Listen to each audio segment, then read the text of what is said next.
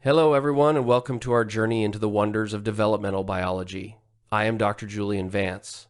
Today, we begin at the very inception of life itself, the moment where a unique biological story starts to unfold. We are looking at the first day, the zygote. Everything begins with fertilization. This is the momentous fusion of sperm and egg to create a single cell.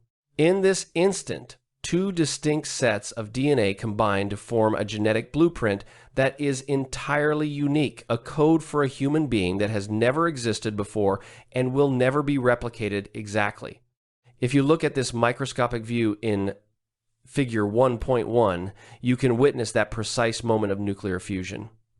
It is a tiny, silent event, yet it carries the magnitude of an entire lifetime within it. But what makes this zygote truly extraordinary is its biological potential.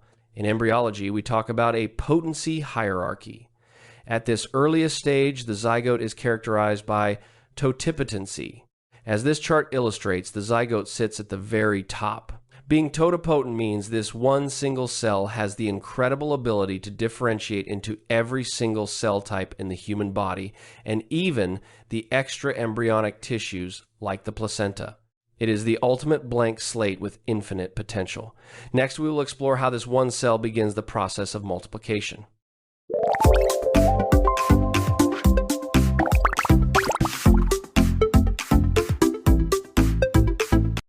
Building on the zygote stage we just covered, we now enter a phase of incredible activity called cleavage. This is where the miracle of one becoming many truly begins. During cleavage, the zygote undergoes rapid mitotic divisions. What's fascinating is that the embryo doesn't actually grow in size yet. It is simply partitioned into smaller and smaller cells called blastomeres, maximizing its surface area for future development. To see the speed of this process, let's watch this time lapse. Notice how the single cell pulses and splits repeatedly.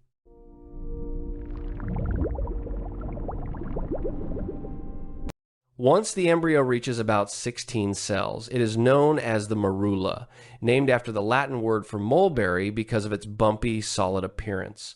It's a tight cluster of potential. As the cells continue to divide, they begin to differentiate. A fluid-filled cavity forms, creating the blastocyst. Here we see the inner cell mass, the very cluster that will eventually form the entire human body, while the outer layer prepares to support it. The journey concludes with implantation. The blastocyst must successfully attach to the vascular uterine wall to ensure it has the nutrients and protection needed for the next complex stages of development.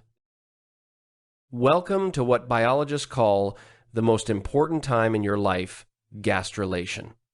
This is the moment a simple ball of cells begins to transform into a complex, multi-layered organism. You can use this slider to control the timeline of cell migration during the third week of development. Everything starts here at the primitive streak. Think of it as the entry point where cells begin their journey to move inward and reorganize. As we advance the progress, notice how the cells migrate to create a new middle layer called the mesoderm. The mesoderm is incredibly versatile. It will eventually form your muscles, bones, and even your heart. By the end of this process, the trilaminar embryonic disc is complete, consisting of 3 distinct germ layers. The innermost layer, the endoderm, will go on to form the lining of your digestive and respiratory systems. Following the dramatic movement of cells we just saw during gastrulation, the embryo is now organized into 3 distinct primary germ layers. These layers are the fundamental building blocks, the biological templates for everything that follows in development. First, let's look at the ectoderm, the external layer. It is quite fascinating. The same layer that forms your outer skin, or epidermis, also folds inward to create your entire nervous system, including your brain and spinal cord. It's your primary interface with the outside world. Moving inward, we find the mesoderm, or the middle layer.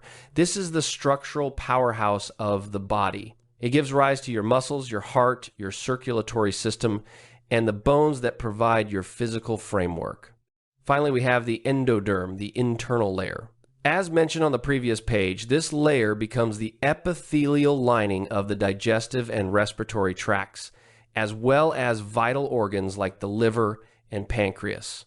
This fate map table summarizes the incredible precision of this process. Every single tissue in your adult body can be traced back to one of these 3 layers.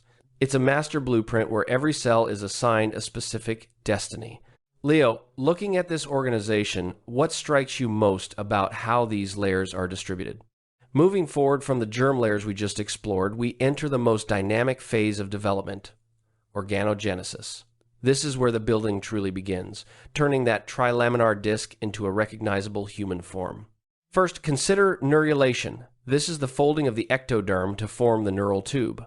It is the architectural foundation for the entire central nervous system, the brain and spinal cord occurring in the very first weeks. Look at this image of the embryo. By the end of the 4th week, even before many realize a pregnancy has begun, the primitive heart begins to beat, establishing the first functional organ system to support this rapid construction. Then come the limb buds. These appear as tiny, paddle-shaped protrusions.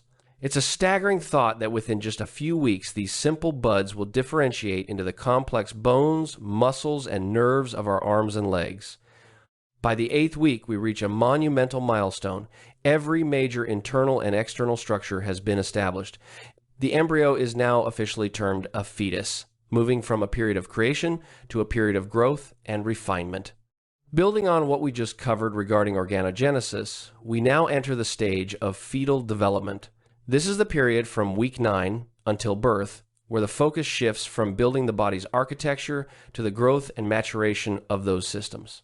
During the 2nd trimester, we see a dramatic increase in size. One of the most awe-inspiring moments for parents is quickening the first time fetal movements are felt.